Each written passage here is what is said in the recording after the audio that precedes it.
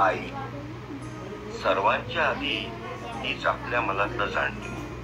संकटांच्या आधी तीच तुम्हाला समजावते. वाचवायला नेहमी तीच पुढे सरसावते. म्हणूनच ठेच रात्री ती सर्वांना आधी आईच आठवते. जपते ते तुम्हाला तळहातावरच्या फोडासारखं. इच्छा असते तिची तुम्ही जगावं राजासारखं. तिचेही डोळे पाणावतात जेव्हा होत नाही तुमच्या मनासारखं.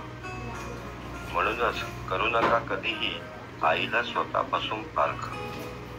ती राब राब राबते फक्त तुमच्यासाठी. एकटी तीच उभी राहते नेहमी तुमच्या पाठी. झटत असते ती फक्त तुमची स्वप्ने पूर्ण करण्यासाठी. म्हणूनच ताजा भात तुमच्या ताटात आणि शिळा ठेवते